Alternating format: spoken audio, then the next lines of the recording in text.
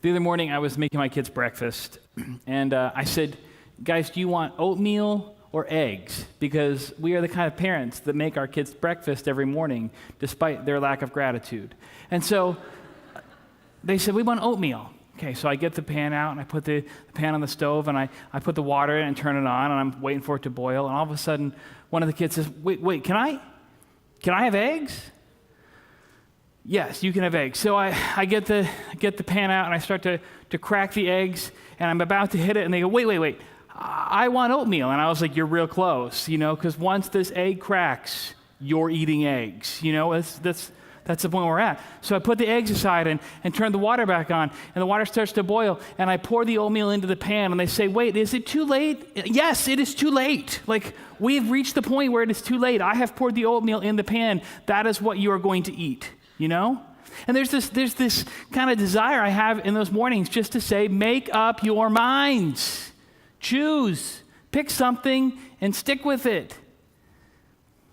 That's what Joshua says to the people. You can serve the Lord, you can serve the other gods, but this is the moment when you're going to make a choice, when you're going to decide once and for all what your life is going to be about. Choose this day whom you will serve. This is not a tame choice, because the choice they make in this moment is going to inform who they are and how they are called to live. It's going to inform what happens going on from them. So this moment is a moment of significance. Have you ever had one of those moments of significance where a choice is laid before you and you have to decide? I'll tell you, I won't forget the day in July of 2015 where the social worker called and said, I have 2 kids, I don't know their names, you'll find that out later, who need a place to live. Can they live with you? You have 5 minutes to decide, and then call me back. Literally, that was the 5 minutes. I got off the phone and looked at Beth and said, should we say yes? She said, I think so. So we did, and I knew in that moment that my life was about to change. Friends, hear this. When we choose what we are about to serve, whether we choose the gods of this world or the God who reigns over this world, we are choosing the kind of life we're about to live. Because when we choose to serve the gods of this world, when we choose to serve the gods that are not the real, one true God, when we choose to serve the gods that everyone else does, we're choosing a life of oppression. But when we choose to serve and obey the one true God, we are choosing a life of freedom and life and abundance. Now, we come from places where our response should be, well, we're going to choose to serve the Lord. And in fact, you've heard this passage over and over again, right? This is a very famous series of verses where Joshua says, as for me and my house, we will serve the Lord. I Googled it this week to see how many images of cross-stitching I could find where people had put that in their house. And there's lots of them, thousands of them, where this little phrase has been cross-stitched and hung up. And that's a beautiful thing, and I appreciate that sentiment. But what I want us to realize today is the choice that we make is not domesticated. It is not tame. It is challenging and big and life-changing. It sets the course of who we will be when we choose to serve the Lord. I want to choose to serve the Lord. I know that you want to choose to serve the Lord, but sometimes it's not always the easy choice. So how do we make that choice? How do we choose to serve the Lord? First, we remember the work that God has done. Where in your story, where in your life has God showed up with God's faithfulness?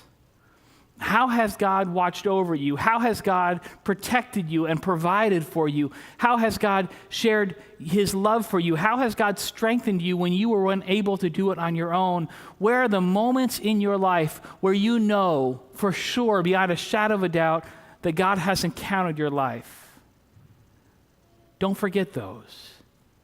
Because when we remember God's work, when we remember God's faithfulness, when we remember the fact that God has been at work in our lives and continues to do that, we are able to live as free people. We are able to choose to serve the Lord.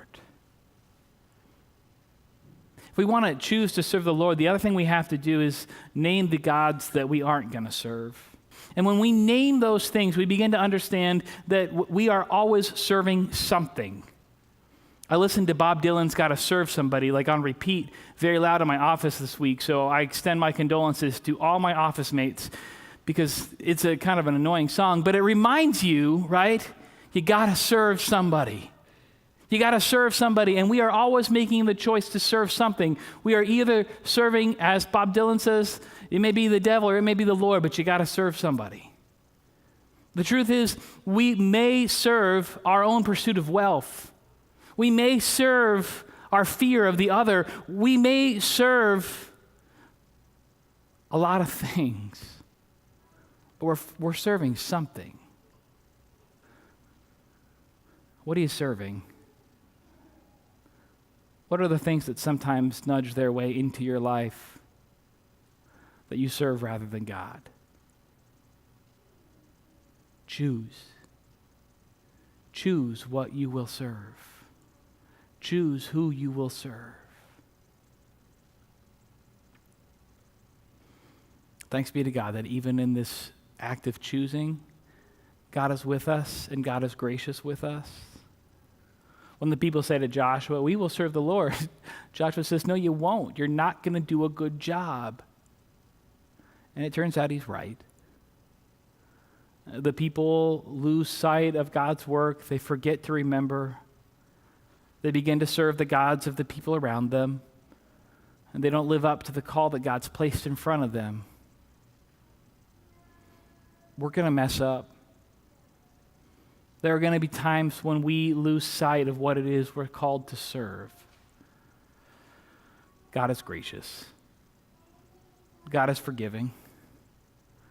God gives us a second chance.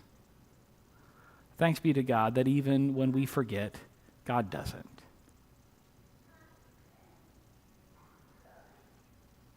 Choose. Think about what it is that your life is serving and make a choice today about what it is that you will serve. That our lives might look like Jesus and that we might offer Christ to the world as we choose to serve.